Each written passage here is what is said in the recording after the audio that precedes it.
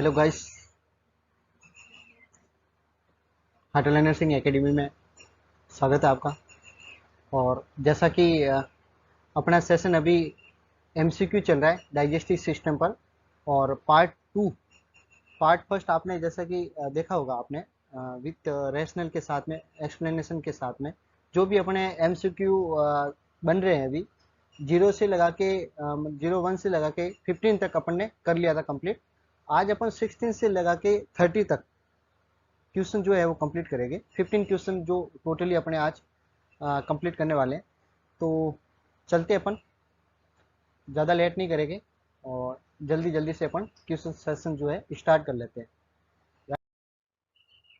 सबसे पहले first question क्या कह रहा है? फर्स्ट क्वेश्चन कह रहा है साहब कि difficulty in solving is called as difficulty solving is called as dyspepsia, dyspepsia या डिस्फेजिया या एनोरेक्सिया या एलोपेसिया। अब इसमें से राइट आंसर क्या रहेगा? सबसे पहले difficulty in swelling, dysphasia means difficulty in swelling, ठीक है। उससे पहले अपन लेते हैं डाइस्पेजिया को। डाइस्पेजिया क्या होता है? डाइस्पेजिया होता है एक तरह से फेजिया, फेजिया मीन्स पेसिया, पेप्सिया। पेप्सिया क्या होता है? पेप्सिया होता है डाइजेशन से रिलेटेड, डाइजेशन से रिलेटेड। अब अगर डिस्पेप्सिया है तो डिस्पेप्सिया से मतलब ये फिर ये है इंडाइजेशन, मतलब डिफिकल्टी इन डाइजेशन। तो क्या होगा? इंडाइजेशन, अजीर्ण होना, ठीक है ना, किसी भी चीज का अजीर्ण होना, इंडाइजेशन, राइट। अब इंडाइजेशन होने की वजह से क्या होता है कि डिस्कम्फर्ट या पेन इन अपर एब्डोमन, ठीक है ना। और कब होता है? ज़्यादातर खाने के बाद में, आफ्टर ईटिंग, खाना खाने के बाद में जो दर्द होता है ना, मतलब एक तरह से खाना डाइजेस्ट नहीं हो रहा है प्रॉपर, तो उसको कहेंगे अपन डिस्पेप्सिया, राइट। और ये एक तरह से यूँ मानो कि आप डिस्पेप्सिया जो है वो डिजीज नहीं है, ये सिम्टम्स है। क्या है? डिस्पेप्सिया क्या है? सिम्टम्स है, राइट। अब डाइस्पेजिया, डाइस्पेजिया इन दोनों में देखो, ये दोनों में बिल्कुल थोड़ा सा डिफरेंस है, इस चीज़ को समझना आप। ये वाला यहाँ आ गया पेप्सिया है और फेजिया। फेजिया का मतलब हो गया ईटिंग या डिफिकल्टी इन ईटिंग, या तो उसको खाना खाने में दिक्कत हो रही है, या फिर हो गया सोलिंग, निगलने में परेशानी हो रही है, बहुत ज़्यादा परेशानी हो रही है, उसको कहेंगे अपन डाइस्पेजिया। एक होता है एनोरेक्सिया।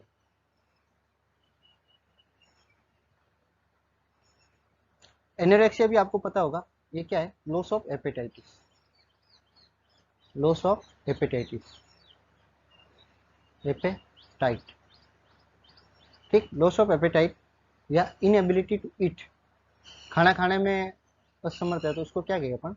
एनोरेक्सिया। आपको पता है एक चीज, एनोरेक्सिया नर्वोसा क्या कहते हैं?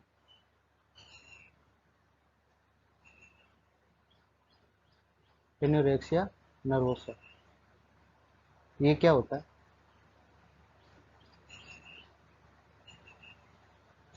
आपने पढ़ा भी होगा। एनोरेक्सिया नर्वोसा का मतलब ये होता है कि एक तरह से इसमें एक आप यूं समझो कि बिल्कुल ही मतलब ऐसा फियर, अनवांटेड फियर, ऐसा फियर जिसमें उसको डर लगता है कि मैं यार ओवरवेट हो जाऊंगा, है ना। ये क्या है? Eating disorder. एनोरेक्सिया नर्वोसा क्या है? ईटिंग डिसऑर्डर है। और इसमें पेशेंट को क्या है? डर लगता है, डर ऐसे लगता है कि मैं ओवरवेट हो जाऊंगा, फियर टू ओवरवेट। इसलिए वो क्या करता है? खाना खाते ही नहीं, सबसे बड़ी बात ये। इसलिए क्या करता है वो?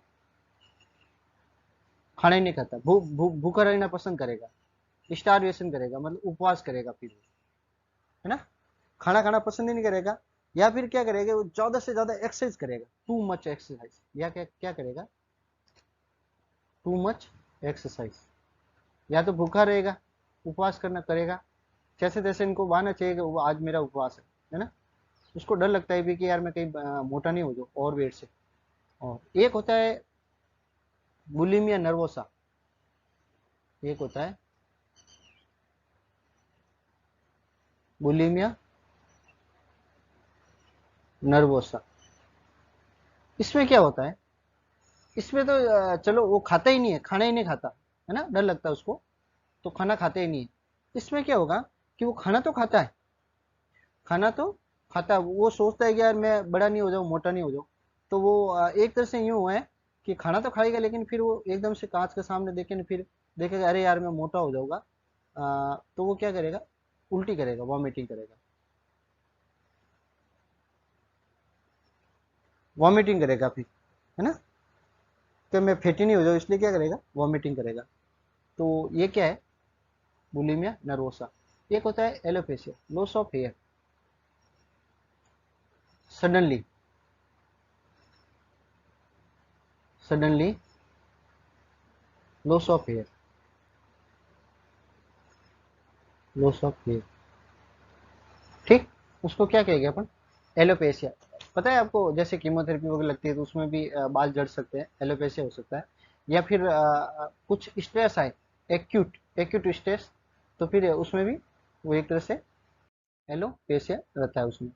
अब चलते हैं अपन next question, the main sign and symptom noticed in patient with achalasia. क्या बात है, एक्लेसिया क्या होता है, एचलेसिया कहो चाहे एक्लेसिया कहो, ये क्या है।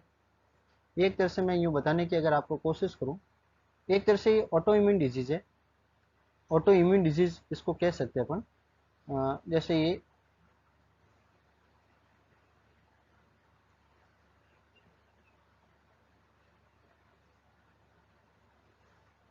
ये क्या बनाया साहब मैंने, एक तो इसोफेगस है, ये आप कह दो इसको अपर इसोफेजियल स्फिक्टर, अपर इसोफेजियल इंस्पेक्टर, पढ़ा होगा ना इंस्पेक्टर। और इसोफेगस जहाँ स्टोमक और इसोफेगस दोनों कनेक्ट होती है उसको कहते हैं लोअर, लोअर इसोफेजियल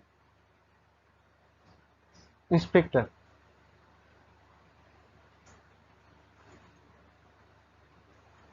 ठीक। और ये स्टोमक है, ये कार्डिया, कार्डिया फंडस, पाइलोरिक और फंडस भाग, तो ये स्टोमक है ये। अब सब इनका इंस्पेक्टर जो होते हैं इनका काम क्या होता है, एक्चुअली में इनका वर्क क्या होता है। इनका वर्क होता है साहब कि ये एक तरह से यूं कह दो आप को, कोई भी चीज होती है ना, कोई भी चीज होती है जो अंदर की साइड में जाती है तो ये ऑटो मतलब ऑटोमेटिकली एकदम से ओपन हो जाती है, ओपन कर लेती है इंस्पेक्टर, है ना। किसी भी चीज अगर जैसे अपन को खाना खा रहे हैं और बोलस जैसे इंस्पेक्टर नीचे की तरफ जाएगा तो एक से इंस्पेक्टर अपना आप ही ओपन हो जाते हैं और ये खाना जो है नीचे जाने के लिए फ्लो करते हैं। और लोअर इंस्पेक्टर का काम क्या है कि जो स्टमक में जो एचसीएल या जो फूड है, इनडाइजेस्ट फूड है, ऊपर की तरफ आने से रोकना, उसको बैक फ्लो जो होता है उसको रोकना, बैक फ्लो होता है, रिगर्गिसेशन होता है उसको रोकना, बैक फ्लो ऑफ,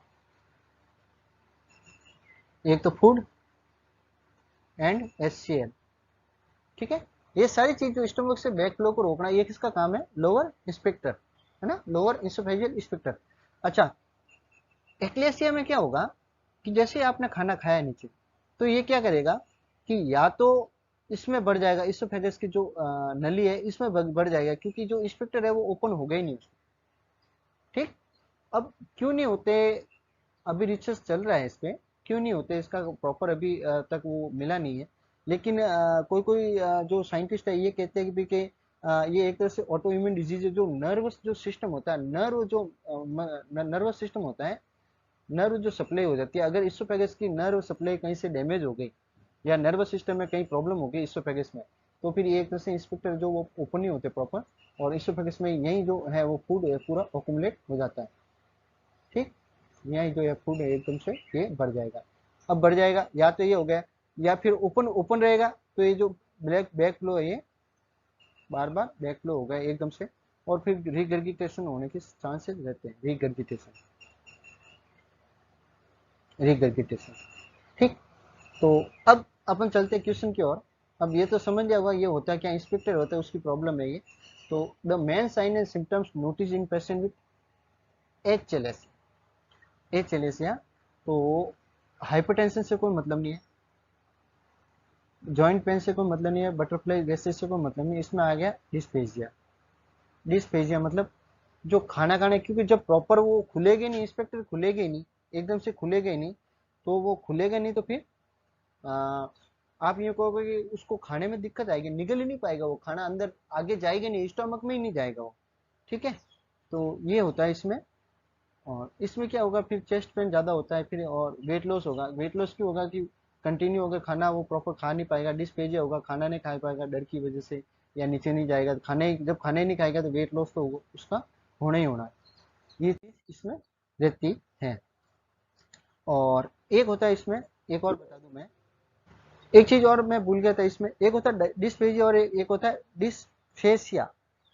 ये दोनों अलग अलग चीज है, मैं यही बता देता हूँ, कोई नहीं, पेज पीछे नहीं जा रहा, वापस रिटर्न जा नहीं रहा है, मैं यही बताता था। एक होता है डिस्फेजिया,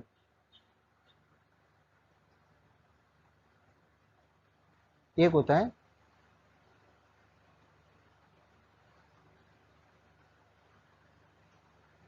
डिस्फेसिया। फेजिया, GIA, और यहाँ पे फेजिया, फेसिया, SIA। बस ये इतना सा फर्क है। डिस्फेजिया मीन्स किसको कहेगा पे,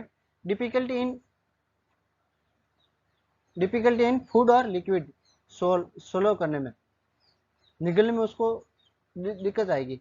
और डिसफेसिया में क्या होता है, ये एक तरह से लैंग्वेज डिसऑर्डर है। ये एक तरह से क्या है, लैंग्वेज डिसऑर्डर है।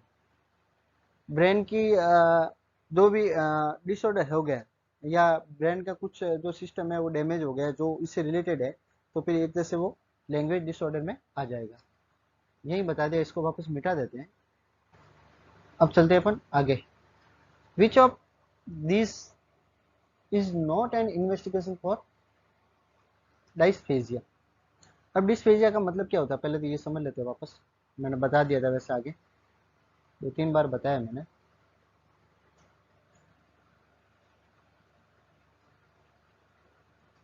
डिफिकल्टी इन सोलिंग या फूड, निगलने में परेशानी या खाना खाने में परेशानी।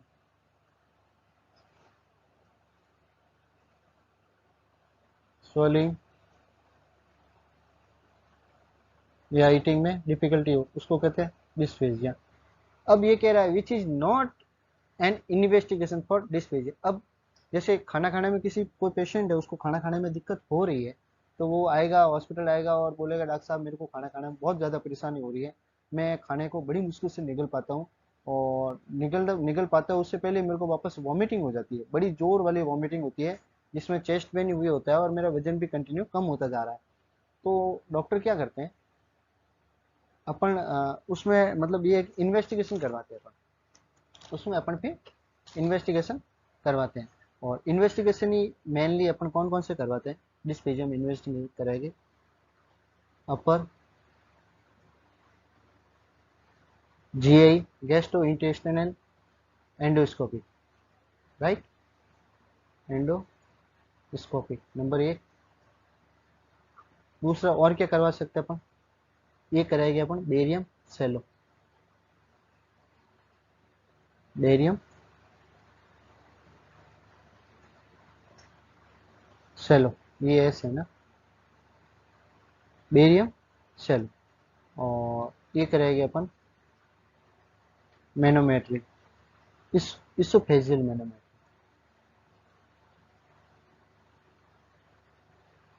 Oesophageal manometry. ठीक, इसमें क्या होता है, आपको पता है कि भाई ये एंडोस्कोपी में क्या होगा?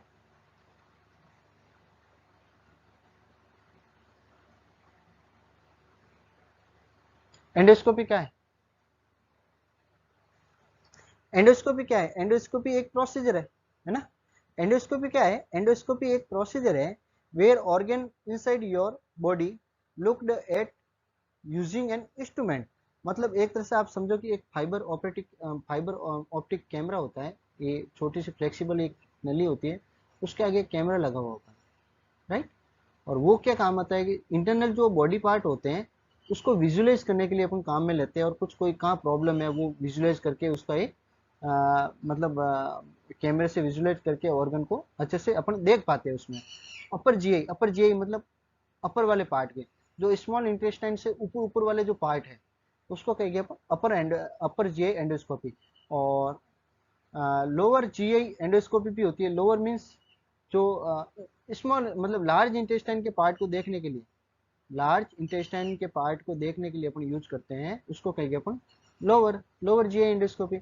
अच्छा, लार्ज इंटेस्टाइन जो भी पार्ट होगी उसमें, जैसे कॉलॉन होगी मेनली, है ना, ये कॉलॉन वगैरह, उसको देखने के लिए अपन ये चीज यूज करते हैं। अच्छा, बेरियम सोलो जो है, ये भी एक तरह से क्या है, ये भी एक तरह से प्रोसीजर होता है।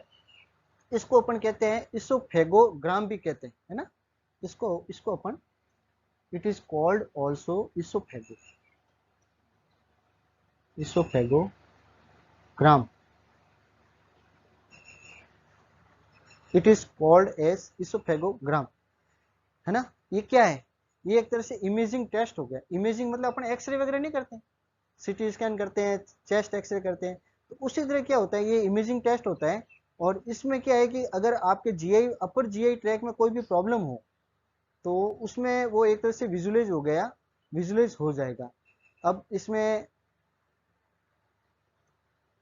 कौन कौन से पार्ट्स हो गए, जैसे माउथ हो गया, है ना, थ्रोट हो गया, इसोफेगस हो गई, स्टमक हो गया। इन चीजों की जो इमेजिंग टेस्ट होती है वो करके इसमें देखते हैं। और स्मॉल इंटेस्टाइन भी कर लेते हैं इसमें, स्मॉल इंटेस्टाइन, ठीक। और ये स्पेशली जो है, आप यूँ समझो कि एक्सरे फ्लोरोस्कोपी है ना? ये एक तरह से स्पेशल एक्सरे जो फ्लोरोस्कोपी है वो है, ठीक। अब इसोफेजियल मैनोमेट्री क्या है? इसोफेजियल मैनोमेट्री होती है, ये भी एक तरह से measurement of pressure,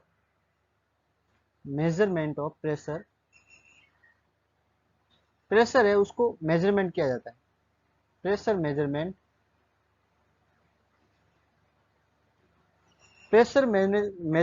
bye muscles in the GIT, by the muscles in gastrointestinal tract, ठीक। अब इसमें से राइट आंसर कौन सा है? Which of these is not an investigation for dysphasia. मतलब ऐसा कौन सा इन्वेस्टिगेशन जो किसी पेशेंट में खाना प्रॉपर निगल नहीं पा रहा है तो उसमें वो टेस्ट नहीं किया जाता इन चारों में से? तो ऐसा कौन सा टेस्ट है? ऐसा बेरियम सोलो तो है, वो तो करवाते हैं, ठीक है, ये तो करवाते हैं। एंडोस्कोपी है वो भी करवाते हैं, ऊपर से गले में कोई प्रॉब्लम तो नहीं है। और मैनोमेट्री है, ये भी एक तरह से मेजरमेंट ऑफ प्रेशर का जो है उसमें देखा जाता है कि कितना प्रेशर है। तो इसमें कोलोनोस्कोपी है, ये जो है ये इसका डिस्पेजिया का इन्वेस्टिगेशन नहीं है। तो कोलोनोस्कोपी क्या है? कोलोनोस्कोपी होगी साहब, एंडोस्कोपी एग्जामिनेशन हो गई एक तरह से लार्ज इंटेस्टाइन का। कोलोनोस्कोपी क्या हो गया? ये क्या है साहब?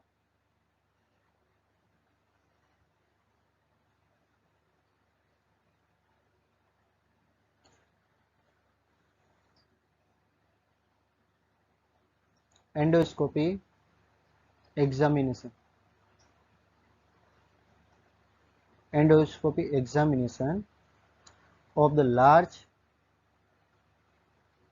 of the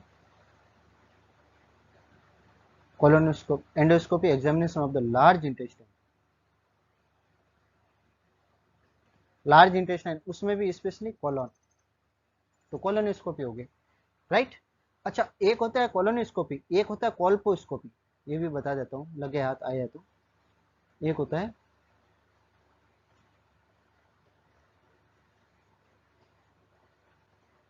colposcopy, COLPO, colposcopy. ये क्या है, ये क्या है साहब, ये होता है साहब कि ये भी एक तरह से प्रोसीजर है, अ, और इसमें क्लोजली एग्जामिनेशन किसका किया जाता है। एक तो जैसे सर्विक्स हो गया, सर्विक्स है, वेजाइना है, फीमेल में किया जाता है सर्विक्स, वेजाइना और वल्वा, है ना। इन चीजों का एक तरह से एग्जामिनेशन किया जाता है, तो उसको कहेगा अपन कॉल्पोस्कोपी, राइट। कॉलोनोस्कोपी और कॉल्पोस्कोपी में थोड़ा ध्यान रखना ये चीज का। चलिए अपन आगे। अब बहुत ही शानदार क्वेश्चन और मोस्ट इंपोर्टेंट, मैं टीथ के बारे में यहाँ पे पूरा अच्छे से समझाने वाला हूँ, क्योंकि टीथ के बारे में ये क्वेश्चन ज्यादातर एग्जाम में ये क्वेश्चन आना ही आना है, ठीक दोस्तों।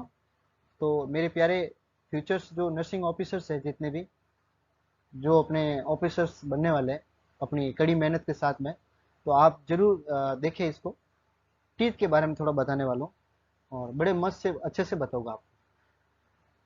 विच one of the following teeth are used for crushing and grinding of food. अब ये कहने का मतलब ये है कि क्रशिंग, एक तो क्रश करने के लिए, उसको तोड़ने के लिए, ग्राइंडिंग उसको अच्छे से ग्राइंड करने के लिए, फूड को अच्छे से ग्राइंड करने के लिए, क्रशिंग करने के लिए कैनाइन यूज होता है। कौन सा टीथ, ये चार टाइप के जो टीथ है उनमें से कौन सा जो टीथ है वो यूज होता है, ठीक। कैनाइन होता है, इंसिजर होता है, मोलार होता है या प्री मोलार होता है। अब सबसे पहले मैं आपको बताना चाहूंगा टीथ की जो स्ट्रक्चर है उसके बारे में। सबसे पहले अपन पढ़ते हैं teeth.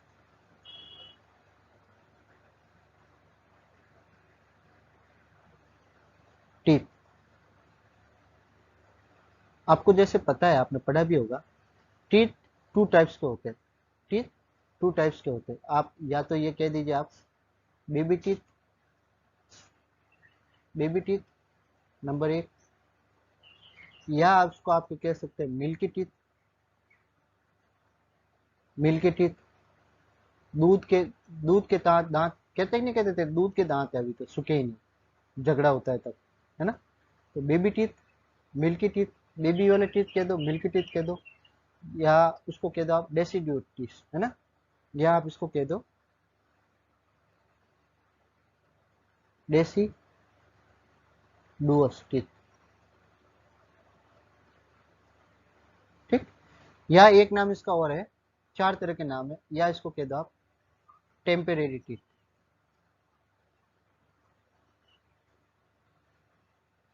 Temporary teeth, right. Baby teeth कह दो, मिल्की टीथ कह दो, डेसिडिएट टीथ कह दो, या टेम्परेरी टीथ कह दो, एक ही बात है। अब दूसरा में चलते अपन, इसको कहते हैं एडल्ट वाले, एडल्ट वाले टीथ कह दो परमानेंट टीथ, एडल्ट टीथ, या इसको आप कह सकते हो परमानेंट,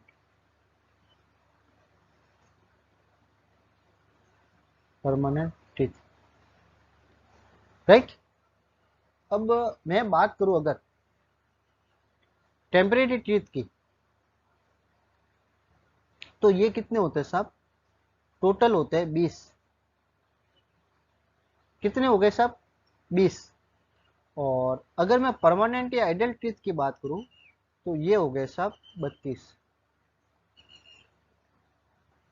कैसे होते हैं, चलो ये भी देख लेते हैं।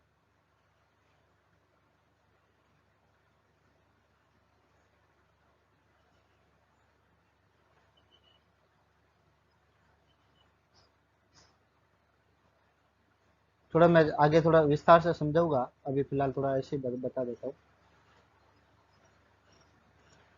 ये अपर जॉ, ये लोअर जॉ, ठीक है। अगर मैं बात करूं सबसे पहले इंसीजर की, दो इंसीजर यहां होते हैं, ये इंसीजर हो गए साहब, तो दो दो कितने हो गए, 2 + 2 4 हो गए, इंसीजर हो गए, ठीक है। उसके बाद में एक होता है कैनाइन,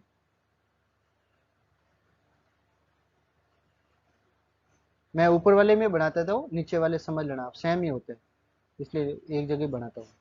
ये हो गया साहब कैनाइन, कैनाइन कितने हो गए, 1 + 1 = 2, ठीक है। और अगर मैं बात करूं मोलार की, अगर मैं बात करूं मोलार की, 2 मोलार होते सर। अगर मैं बात करूं मोलार की, तो इसमें दो जो हो गए वो मोलार हो गए, वो मोलार हो गए। अब तो मोलार हो गए 2 + 2 = 4। अब टोटल 4 ऊपर हो गए इंसीजर, 2 हो गए कैनाइन और 4 हो गए मोलार। 4 2 6 और 4 10 हो गए, 10 हो गए ना टोटल। अब ऊपर 10 है तो नीचे भी 10 है, तो 10 × 2 = 20। तो 20 किस में हो गए साहब, ये है बच्चों में 6 साल की उम्र से पहले में, ठीक। अगर मैं बात करूं, ठीक है,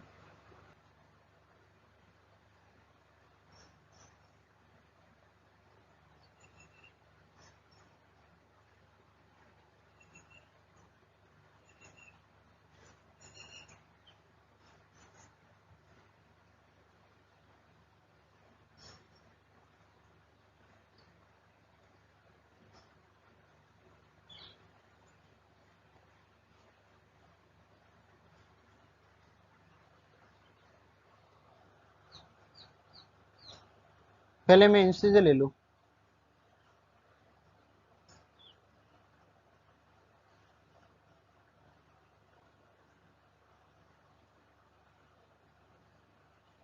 फिर मैं लूंगा बच्चों में कैनाइन,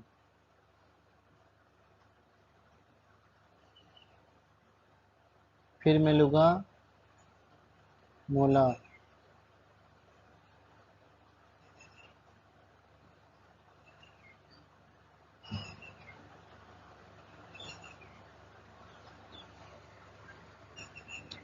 ठीक है। अब मैं यहाँ पे भी बना देता हूँ, इसमें मैं बड़ों में, अब चलते हैं अपन बड़ों में, बड़ों में भी सेम ही है, इसमें इंसीजर, 2 इंसीजर, फिर अपन लेके कैनाइन,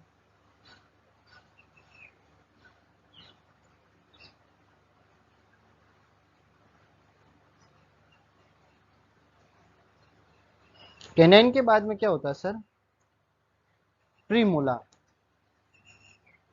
बस यहाँ पे ध्यान रखना, एडल्ट में जो है वो प्रीमोलार 2 आते हैं,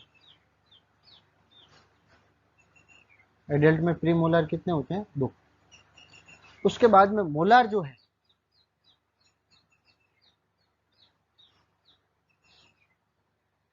मोलार जो है, मोलार छोटे में भी 2 थे, मैं दिख नहीं रहा है इसमें, ब्लैक वाला ले लेता हूँ क्या, कैनाइन जैसा, रेड ले लेता हूँ, चलो कोई नहीं। ये है ना सब, मोलार जो है प्री मोलार 2 होते हैं, और मोलार इसमें 3 होते हैं, जिसमें से 2 तो मोलार उसमें भी थे छोटे वाले में, एक इसमें ज्यादा आता है जिसको अपन विजिटम टीथ कहते हैं, थर्ड मोलार, इसको थर्ड मोलार, ठीक है। ये हो गया। अब गिनो आप, इसमें देखो 2 + 2, ये क्या है सब, ये इंसीजर है, 4 हो गए। कैनाइन कितने हो गए, 1 + 1 2, क्या हो गए साहब कैनाइन। और मोलार कितने हो गए साहब, 2 + 2 कितने हो गए, 4, ये क्या है मोलार। 4 6 4 10, 10 इंटू 2 बराबर 20। टोटल 20 दांत हो गए, 6 साल से पहले पहले आ जाते हैं, डेवलप हो जाते हैं, टोटल कंप्लीट डेवलप, है ना। और इसमें कितने हो गए साहब, 2 इंसीजर हो गए, 2 इधर 2 इधर, ठीक है। इंसीजर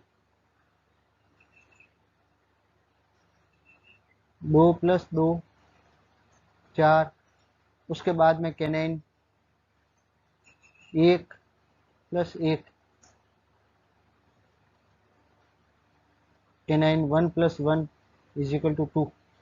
उसके बाद में प्री मोलार, है ना, 2 इसमें प्री मोलार होते हैं बड़ों में, प्री मोलार,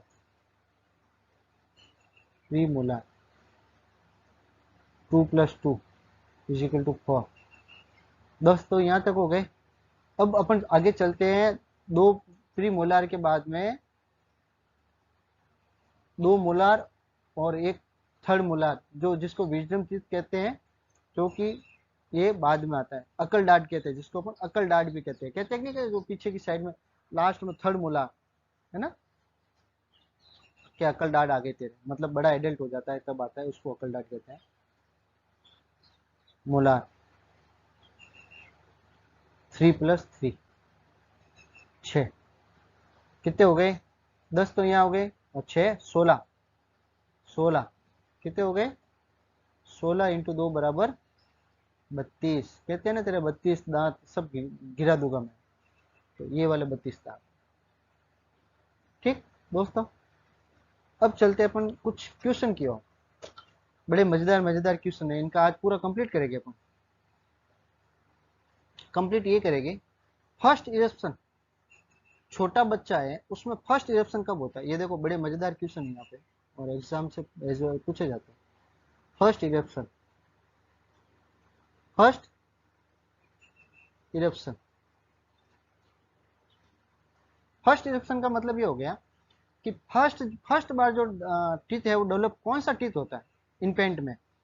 तो आप याद रखना, फर्स्ट टीथ है जो 6 से 8 महीने में, कहते हैं ना 6 महीने का हो गया टीथ आ गए, 6 मंथ 6 to 8 मंथ में जो है फर्स्ट इरप्शन जो टीथ है वो डेवलप हो जाने चाहिए। और कौन सा होगा, लोअर, कौन सा होगा, lower central incision, central incision, lower central incision मतलब ये वाला सेंट्रल जो इंसिजन होगा ना, ये वाला जो फर्स्ट है वो 6 से 8 महीनों के अंदर आ जाएगा। ओके दोस्तों, उसके बाद में अपन बात करते हैं कंप्लीट इरप्शन कब होता है बच्चे में। उसके बाद में अपन बात करेंगे second, complete eruption, complete eruption 6 से 8 महीने में स्टार्ट होता है, 6 महीने से स्टार्ट हो जाएंगे, और 12 महीने में जो है कंप्लीट दांत आ जाएगी, 12 महीने या 24 मंथ, ठीक है। टोटल जो मतलब दांत होते हैं 20, 10 ऊपर 10 नीचे, 20 जो दांत हो गए वो 6 महीने से स्टार्ट हो जाएगा, lower central incision first eruption होगा। कंप्लीट इरप्शन जो है वो 12 महीने के अंदर हो जाएगा, मतलब 4 महीनों के अंदर अंदर सब दांत आ जाएंगे, 20 दांत। बड़े मजेदार बात है, इसलिए वो बाइट करता है। फिर उसके बाद में एडल्ट में देखें, ये तो बच्चों में था।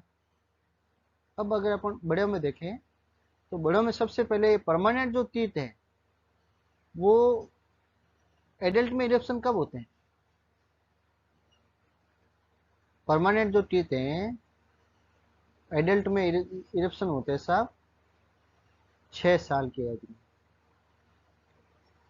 मतलब 6 साल का बच्चा होता है तब वो गिरना स्टार्ट हो जाता है ना, मिल्की दांत, मिल्की टीथ है वो गिरने स्टार्ट हो जाते हैं, और 6 महीने के बाद में एडल्ट वाले जो इरप्टिव है जो टीथ है वो इरप्ट से हो जाते हैं, ये स्टार्ट हो जाते हैं। और 6 महीने के में स्टार्ट होता है, यहाँ देखो 6 महीने में दूध वाले दांत स्टार्ट हो जाते हैं, और 6 साल बाद में महीने से मंथ में चला महीने से साल में चला जाता है। एडल्ट में जो इरप्शन है वो स्टार्ट होता है 6 सालों से, 6 साल से स्टार्ट हो जाता है। और कंप्लीट इरप्शन कब होता है? 21 साल की उम्र तक।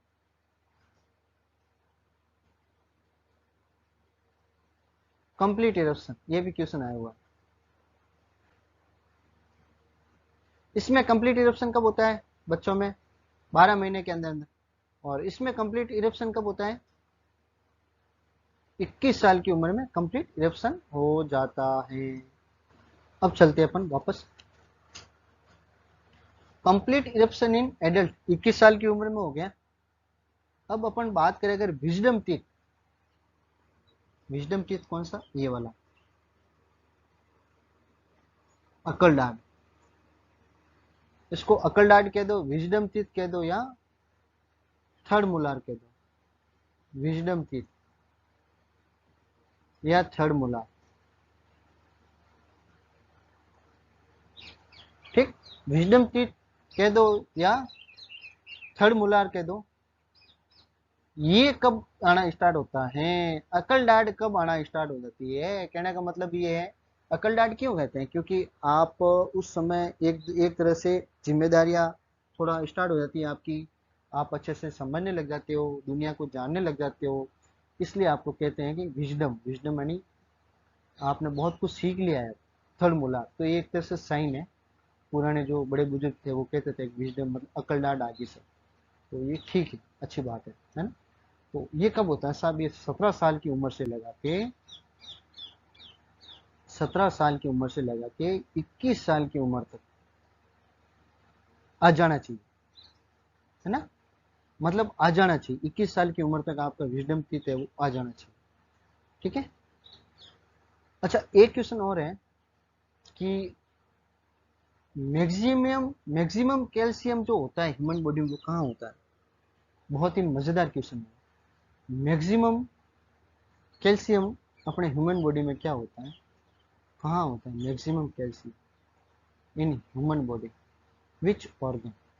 तो अपन आंसर क्या देंगे? टीथ। याद रखना दोस्तों, टीथ क्यों? कि जो टोटल टीथ है ना, वेट, मतलब अगर 32 दांतों का वेट करें और उसमें से तो 70% जो है उसमें कैल्शियम पाया जाए, 70% उसमें कैल्शियम पाया जाता है। ये चीज भी आपको याद रखनी है मेरे दोस्तों। First eruption teeth in infant मैंने बता दिया, लोअर सेंट्रल इंसिजन जो कि 6 से 8 महीने में आ जाता है। फर्स्ट परमानेंट इरप्शन टीथ, ठीक है ना, ये चीज याद रखना। अब देखो, दो चीजें, एक तो हो गया चिल्ड्रन,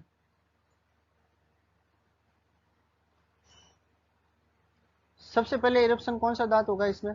इंसिजन, उसमें भी lower incision, lower central incision. कब होता है? 6 महीनों से 8 महीनों के अंदर, राइट। लेकिन अगर एडल्ट है, एडल्ट में जो परमानेंट टीथ आएंगे, क्योंकि 6 साल के बाद परमानेंट टीथ ही आने वाले, परमानेंट जो टीथ आते हैं वो एक तरह से यूं समझो कि 6 से 7 साल, इसमें 6 महीने, इसमें 6 साल। और इसमें जो फर्स्ट इरप्शन टीथ होगा वो होगा मोलार। ये समझने वाली बात है, मोलार मतलब पीछे वाला, है ना। First molar, second molar, third molar, सबसे लास्ट वाले जो 3 मोलार है विजडम टीथ से पहले तीसरा, पहले वाला। तो ये याद रखने वाला। अकल दाढ़ 17 से 21 साल में। और delayed eruption in considered if there is no teeth at the age of, वैसे नॉर्मली 6 से 8 महीनों के अंदर अपने मतलब आ जाने चाहिए बच्चों में टीथ। अगर नहीं आ रहा है तो फिर उसको क्या कहेंगे? डिलेड इरप्शन, है ना, डिलेड इरप्शन। कब? जब 12 या 13 महीनों तक ही नहीं आवे। 6 महीने मारे आ जाना चाहिए, 12 महीने तक वेट करेगा, तो 12 महीने तक अगर उसके टीथ नहीं आ रहे तो उसको डिलेड इरप्शन में अपन कहेंगे, ठीक दोस्तों। अब चलते हैं अपन क्वेश्चन की ओर। अब कैनाइन जो है, सबसे पहले इंसिजन, बीच वाला इंसिजन क्या काम आता है? जो सबसे फर्स्ट वाले बीच वाले सेंट्रल इंसिजन है, ये क्या काम आता है? ये आता है सब आपके कटिंग करने की। क्या काम आता है? किसी भी फूड पार्ट को ना, मतलब कटिंग करने के लिए ये बीच वाले काम आते हैं, ठीक है। उसके बाद में अपन लेते हैं कैनाइन। कैनाइन क्या काम आते हैं? कैनाइन आते हैं स्टीयरिंग। इंसिजन काम आते हैं कटिंग के लिए, और कैनाइन काम आते हैं स्टीयरिंग। स्टीयरिंग मतलब किसी भी चीज को फाड़ना है, जैसे गन्ना, गन्ना छीलते हैं ना, गन्ना छील दिया, या अखरोट को तोड़ना, तो ये सारी चीजें, क्योंकि जो नुकीले दांत होते हैं ना, वो कैनाइन होते हैं, स्टीयरिंग करने का काम आता है, काटने वाले दांत, राइट। और इंसिजन है कटिंग, ये वाले कैनाइन एक एक रहता है। अगर मैं दिखाने की कोशिश करूँ दिखेगा नहीं। कैनाइन यानी स्टीयरिंग करने के लिए। और मोलार का काम आता है grinding, sorry pre molar molar बता ही देते, चलो कोई नहीं। मोलार का काम आता है सबसे पीछे वाले ग्राइंडिंग। आप खाना चबाते हो तो सबसे फिर लास्ट में जाता है ना, जब फूड पार्टिकल जब छोटा छोटा हो जाता है, तो फिर अपन लास्ट में डाल देते हैं दोनों साइड, या तो इस साइड में या इस साइड में ना। ग्राइंडिंग जैसे मिक्सी में ग्राइंड किया होगा ऐसे, बिल्कुल ही छोटे छोटे पार्टिकल में, है ना। ग्राइंडिंग चटकना, ये मतलब एक तरह से पीसना, यानी क्रशिंग।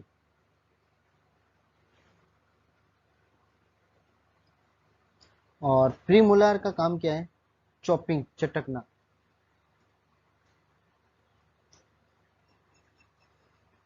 चटकना चॉपिंग करना, उसको थोड़ा सा बड़ा बड़ा पार्ट होते हैं टुकड़ों में, है ना, छोटे से। पहले मतलब बड़े बड़े टुकड़े थे तो उसको इंसिजन यूज हो गया, फिर और कहीं स्टीयरिंग हो गया, मतलब बड़े और थोड़ा सा कम है, कहीं काटा वाटा, मतलब काटने का काम करना है तो फिर वो कैनाइन काम आएगी। फिर प्री मोलार की तरफ चला गया, फिर चॉपिंग, उसको थोड़ा सा छोटे टुकड़ों में करेंगे, फिर लास्ट में मोलार की तरफ चला जाता है, जो ग्राइंडिंग या क्रशिंग किया जाता है। ठीक है दोस्तों, तो इसमें देखो, ये दिया इन्होंने, क्रशिंग एंड ग्राइंडिंग, है ना। तो मोलार आ गया ना अपना क्वेश्चन सही जगह, मोलार। अब देखो आगे, बिल्कुल आसान से समझ में आ जाएगा। टीथ इज कॉल्ड, ना, इन्फ्लेमेशन होना। स्टोमेटाइटिस आपको पता ही है, मैंने बताया था, inflammation of the inside of mouth, mouth के अंदर, मुंह के छाले, माउथ के अंदर अगर हो रहा है। और जिंजीवाइटिस मतलब जिंजीवा, गम, ये भी बताया हुआ मैंने। जिंजीवा या गम्स में इन्फ्लेमेशन होना, मतलब ये रूट है ना अपने टीथ के जो रेड रेड वाला दिख रहा है, दोनों साइड में मसूड़ों में, फिर वो ब्लीडिंग हो जाएगी, स्वेलिंग हो जाएगी, है ना। तो ये गम ब्लीडिंग वगैरह कहते नहीं कहते, इसमें इन्फ्लेमेशन होगा जिंजीवा। हेलिटोसिस मतलब, ऑफेंसिव, ऑर्डर ब्रीथ, है ना। और सिलोसिस मतलब, ये समझो आपकी एक तरह से विटामिन, ये बी कॉम्प्लेक्स, विटामिन बी की कमी से, विटामिन बी की कमी से, और स्पेशली उसमें भी राइबोफ्लेविन, राइबोफ्लेविन उसकी कमी से सिलोसिस हो जाता है। और ये क्या है? एक कंडीशन है जो लिप्स के अंदर की साइड में, और ये पूरा का पूरा एक तरह से छाले हो जाता है ना, उसको कहेंगे, लाल लाल हो जाएगी और छाले हो जाएगी, सिलोसिस। आगे चले, marked inflammation of gum is called, very good, marked inflammation, ठीक है ना। तो सिलोसिस तो अभी बताया था, विटामिन बी 12 की कमी से, सॉरी विटामिन बी, उसमें भी राइबोफ्लेविन की कमी से, राइबोफ्लेविन की कमी से। और पेरियोडाइटिस, ये mark inflammation of gum is called periodontitis, inflammation और degeneration of the dental periosteum. मतलब इन्फ्लेमेशन किन किन चीज का होना?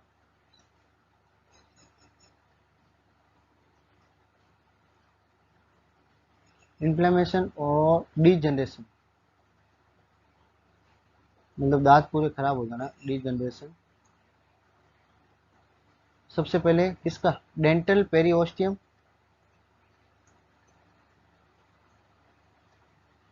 डेंटल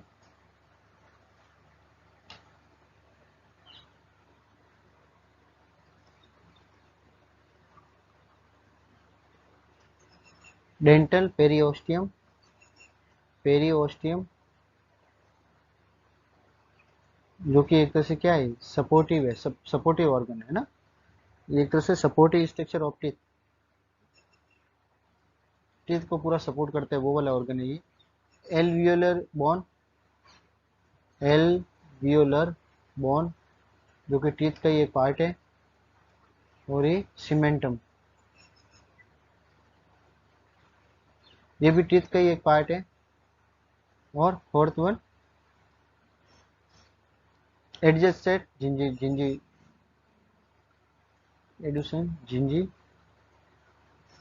वाइल, ठीक है ना।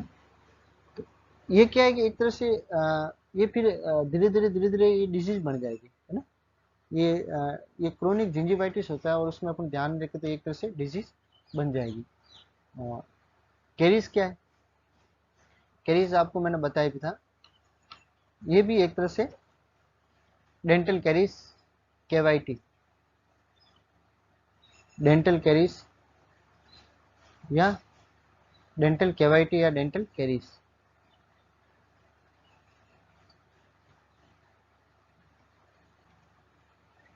अब ये क्या है, एक तरह से परमानेंटली डैमेज है, परमानेंटली डैमेज हो जाता है, किसकी वजह से, या तो कुछ इसमें मतलब यूं है कि आप छोटे छोटे हॉल हो जाते हैं, जिसको अपन कहते हैं कोचर हो गए, डॉक्टर साहब कहते हैं कि नहीं कहते, हॉल हो जाता है टीथ के अंदर, हॉल हो जाते हैं।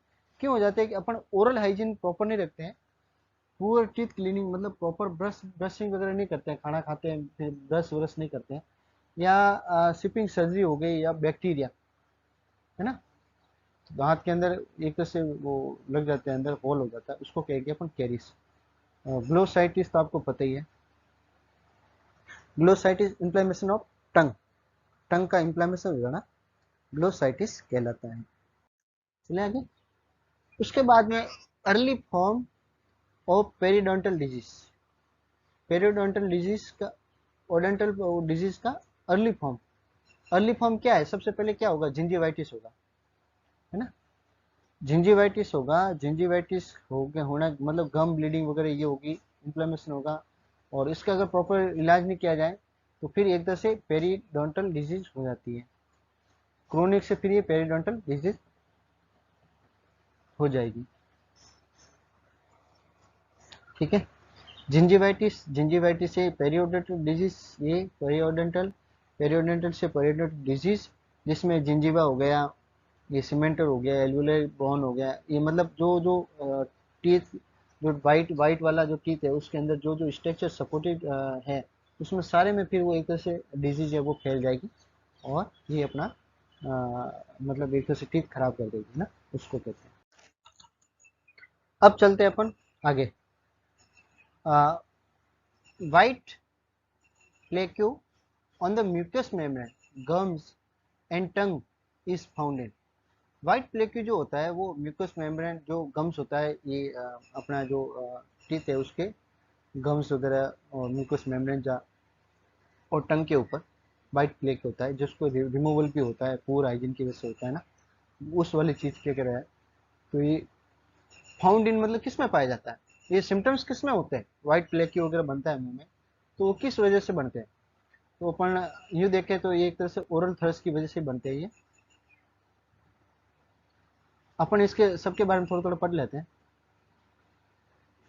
हर्पस, जानते हो हर्पस क्या है, herpes simplex virus, simplex virus, ठीक है। क्या है ये भी, ग्रुप ऑफ वायरस है ये भी, जो कि एक तरह से ब्लिस्टर और सोर्स करता है ना।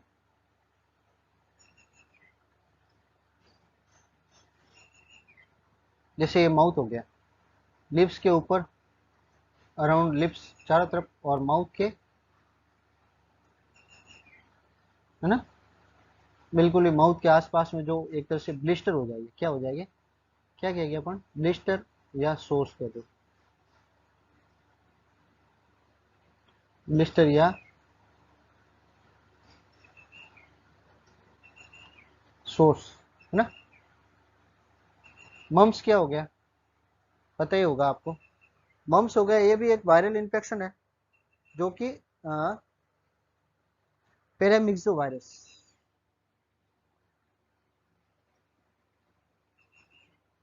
पैरामिक्सो वायरस, ठीक, ये भी वायरल डिजीज हो गई। और ये क्या करती है मम्स, जो सलाइवरी ग्लैंड है ना उसको अफेक्ट करती है, सलाइवरी ग्लैंड को, उसमें स्वेलिंग आ जाती है, सूजन आ जाती है, स्पेशली पैरोटिड वगैरह नहीं हो गई, है ना।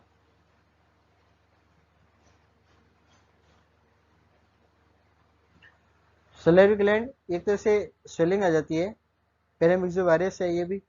और इसमें क्या है कि ये प्राइमरी जो अफेक्ट करती है वो सलाइवरी ग्लैंड को ही करती है, right. Oral थर्स,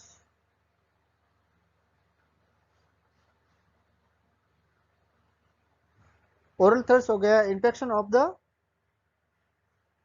creamy easily removal patches, मुंह के अंदर की बात कर रहा हूँ, ये जैसे मुंह हो गया, टंग, टंग के ऊपर ये इस तरीके से white white white creamy type जो हो गया, white plaque, creamy creamy type हो गया म्यूकस मेम्ब्रेन पे, ये एक तरह से जम जाएगा ये, है ना, दांतों के ऊपर, गम के ऊपर, और ये जम जाएगा टंग और उसके ओरल म्यूकल जो सरफेस होती है वहां पे, ठीक, ये जम जाता है।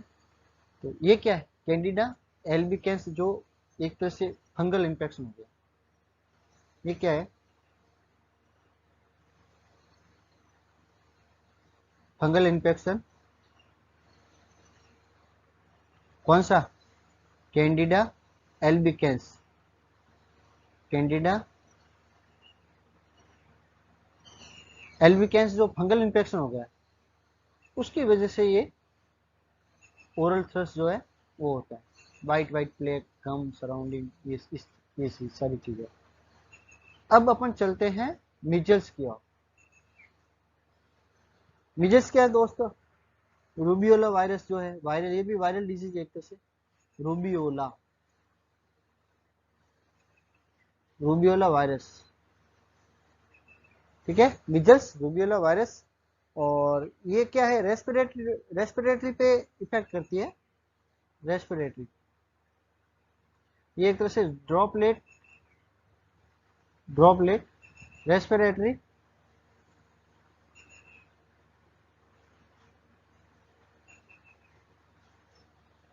ड्रॉपलेट रेस्पिरेटरी ड्रॉपलेट जो होती है जिसमें एक से दूसरे में फैलती है छोटे बच्चों में, ड्रॉपलेट हो गया, खांसी हो गई, स्निंग हो गई,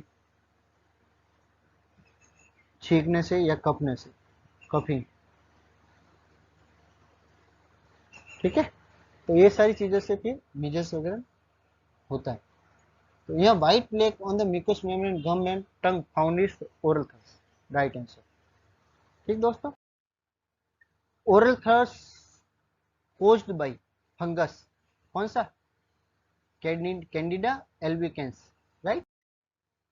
brown crust formed on the lips and teeth is known as, lips और टीथ के अंदर की साइड में ब्राउन क्रस्ट कस्ट हो जाता है, उसको कहते हैं अपन सोरडेस, ठीक है ना। सिलियोसिस पता है, विटामिन बी, विटामिन बी की कमी से होता है, जो राइबोफ्लेविन उससे ज़्यादा, स्पेशली वही है। ओफेंसिव ऑर्डर हेलिसिस, कैलकुलस तो एक तरह से स्टोन हो गया, और सोरडेट, सोरडेट में क्या हो गया, ब्राउन कस्ट या फॉर्म इन द लिंग, है ना। इसमें क्या हो गया, ये एक तरह से ऑक्यूमुलेशन हो जाता है फूड और बैक्टीरिया, जैसे माउथ है, ये रहा, ये टीथ है,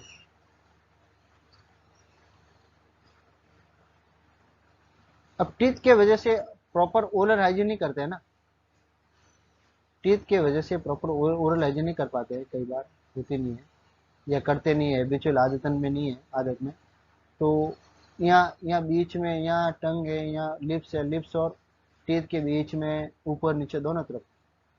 तो एक तरह से ब्राउन क्रस्ट बड़े बड़े से वो फूड और बैक्टीरिया, जब फूड, पहले तो फूड आएगा, फूड अगर प्रॉपर हाइजीनिक नहीं रखेगी, सफाई नहीं रखे, क्लीनिंग, तो फिर बैक्टीरिया जो है वो ग्रोथ हो जाएगी, एक तरह से ये अंदर जमने स्टार्ट हो जाएगा। ठीक है, तो इसको क्या कहेंगे, सोडेक्स। ठीक, चलते आएंगे। Which part of the oral hygiene activity effectively remove tar between teeth.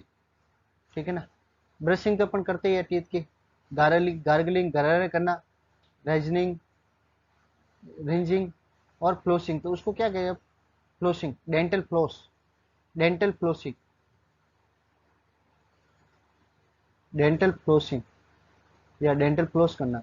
मतलब यूँ है कि जहाँ पे ब्रश नहीं पहुँचता टीथ पे, अपन करते तो है, जहाँ ब्रश नहीं पहुँचता फिर वो टीथ के, ये अपने रूट के जो है, रूट के अंदर, जो टीथ के अंदर तक जहाँ ब्रश नहीं पहुँच पाता, तो वहाँ पे एक तरह से वो जम जाता है। तो फिर अपन क्या करते हैं, एक थ्रेड से या कुछ मतलब यूँ बोला वैक्स वगैरह होती है, अनवैक्स या वैक्स से, टेप से या थ्रेड, उससे अपन फ्लोसिंग करते हैं, उससे मतलब ऐसे निकालते हैं, वो धागा अंदर डाल के नहीं करके, इस तरीके से उसको फ्लोसिंग करते हैं, डेंटल फ्लोसिंग हो गई, है ना।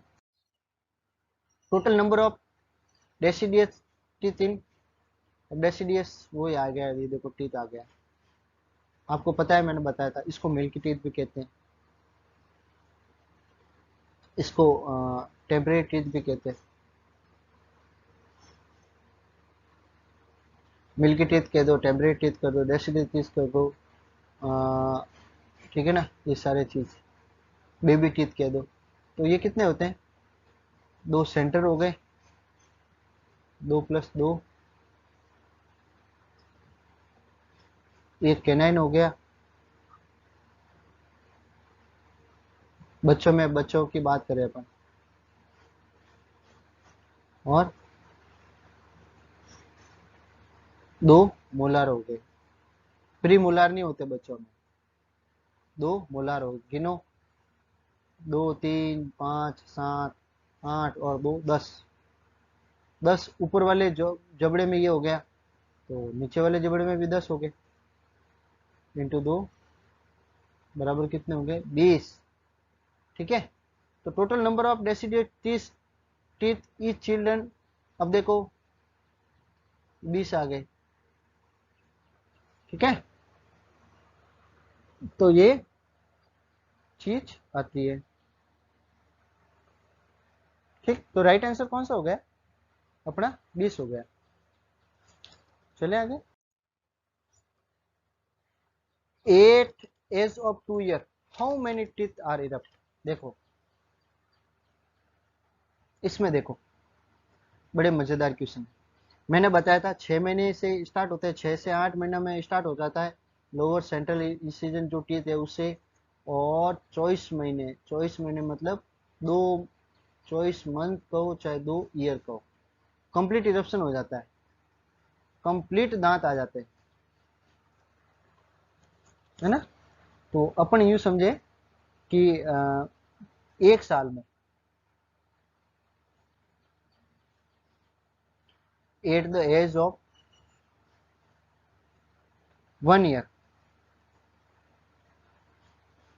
कितने दांत आते हैं, 6 से 8 दांत आ जाते हैं, 6 से 8 टीथ आ जाते हैं, और at the age of 18 month या 1.5 साल,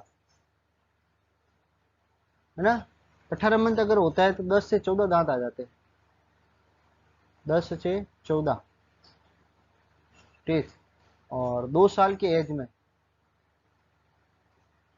कंप्लीट इरेप्शन हो जाता है, मतलब 20 दांत उसके, 16 से लगा के 20 दांत आ जाने चाहिए, है ना, 16 से लगा के 20 दांत आ जाने चाहिए।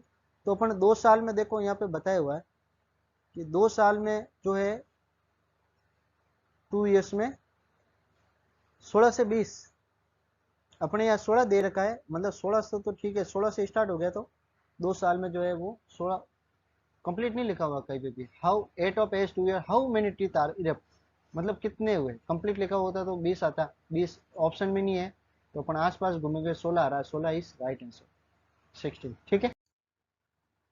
विच and when the first teeth erupt, बताया भी था मैंने, कई बार बताया, 4-5 या तो कई बार बोल दिया मैंने। Lower central incision at the 6 month, ठीक है। First pair of teeth is erupt in children, very good. First pair तो पता है कि भाई मैंने बताया था, इंसिजन नीचे वाला और ऊपर वाला, ठीक है, ये हो गया, ठीक। Incision in right answer. दोस्तों बहुत बहुत धन्यवाद, आप लोगों ने शांति से मेरी क्लास जो है वॉच किया आपने, आप लोगों ने, और उम्मीद है कि आपको पूरी की पूरी ये जो आज की जो क्लास है वो आपको अच्छे से समझ में आई होगी। उसके बाद में भी अगर आपको कोई डाउट है किसी भी तरह का, कोई क्वेश्चन को लेके एग्जाम, मतलब ये अपने ऐसा कोई क्वेश्चन आया हो जो आपको समझ में नहीं आया कोई भी एग्जाम का, या जो जो अभी तक मैंने ये क्वेश्चन बताया है उनमें से कोई डाउट हो, तो आप मेरे कमेंट्स सेक्शन में जाके जरूर मेरे से डिस्कस करें। मैं आपका जो भी है डाउट है वो कोशिश करूँगा कि जल्दी से जल्दी उसको सॉल्व आउट करूँ। और क्योंकि मेरी प्रायोरिटी यही रहेगी कि मैं इतनी मेहनत कर रहा हूँ आप लोगों के लिए, तो मेरी प्रायोरिटी यही रहेगी कि भाई आप कम से कम, अगर आपको कंसेप्ट क्लियर नहीं है या आपको बिल्कुल ही कुछ डाउट है, तो आप ज़रूर मेरे से डिस्कस करें, और मेरे से ज़रूर आप पूछें, और मैं तुरंत जवाब दूंगा। जब भी मैं फ्री होगा तुरंत आपको जवाब दूंगा, चाहे मेल हो, टेलीग्राम हो, व्हाट्सएप हो, किसी भी माध्यम से, या जो व्हाट्सएप का अगर यूट्यूब का रिप्लाई है तो यूट्यूब वीडियो वाला रिप्लाई मैं करूँगा, लेकिन आपको जरूर क्वेश्चन का आंसर देने की कोशिश करूँगा। Thank you so much. Heart learning academy ऐसे ही देखते रहें आप, और कंटिन्यू मेरी क्लास जो है वॉच करते रहें, और आगे अपन कंटिन्यू इसी क्लास को कंटिन्यू रखेंगे। एक बार अच्छे से ये टॉपिक पूरा कंप्लीट कर ही लेते हैं, डाइजेस्टिव सिस्टम एक बार कंप्लीट कर ही लेते हैं, फिर अपन नया कोई टॉपिक स्टार्ट करेंगे जो कि एग्जाम की दृष्टि से बहुत ही ज़्यादा इंपॉर्टेंट रहेगा या रहने वाला होगा, ठीक है। Thank you so much.